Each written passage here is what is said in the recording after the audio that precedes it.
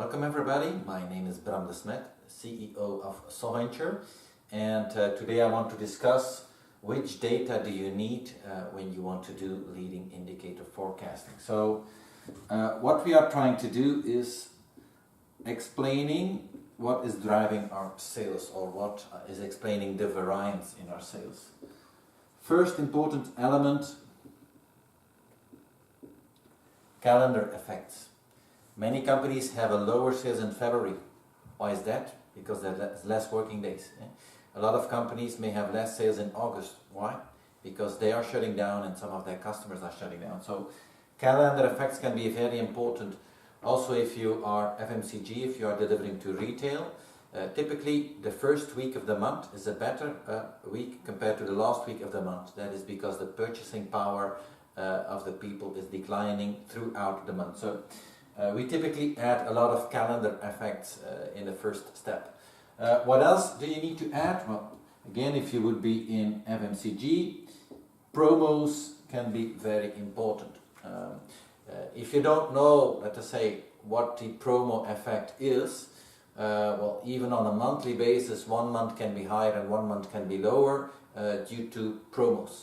And promos may be defined on a lower level of detail, customer SKU, but they will also be visible and have an effect on the aggregated level, which we typically analyze in leading indicator forecasting. So, second important element which we add.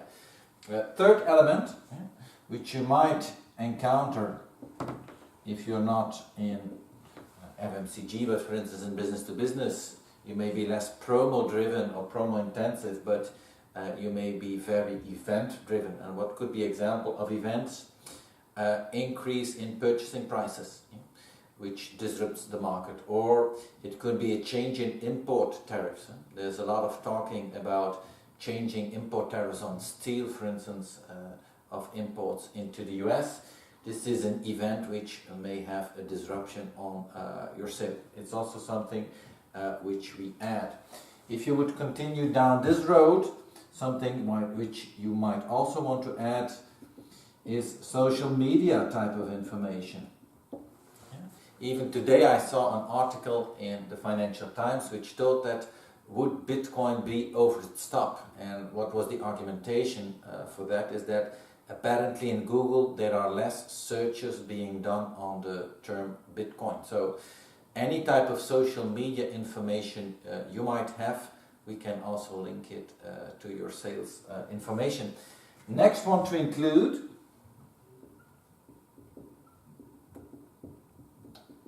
weather type of information. You would be amazed how many companies have a dependency on weather. What's the problem with weather? Well, I can't predict the weather 3 or 6 months out. I might be able to define the dependency based on the historical weather pattern and based on your historical sales. So I can say which product groups have a bigger or have a smaller influence of weather, but we can't predict the weather 3 to 6 months out. How do we deal with that?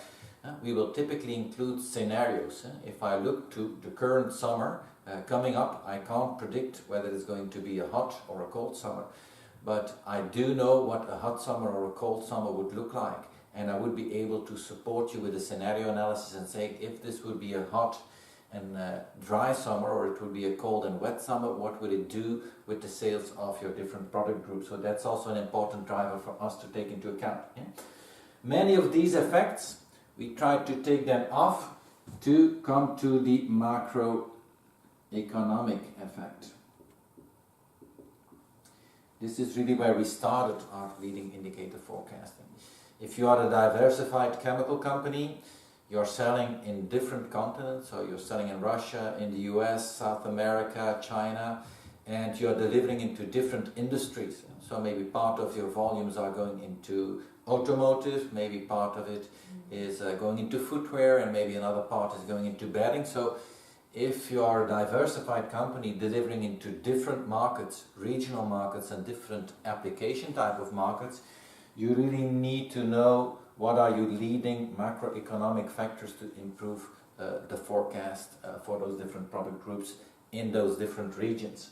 And of course, the macroeconomic patterns can only be revealed when you account for all of this type of information. So this is just a summary of the typical information we would use when we want to come to a leading indicator forecasting analysis.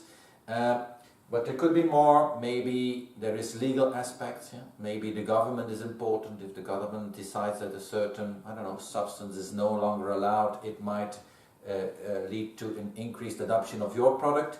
Well, anything which can be captured in data actually can be modeled in the leading indicator forecasting analysis. So this is only a subset, more can be added. This was it. I hope you enjoyed, and we will be back for more.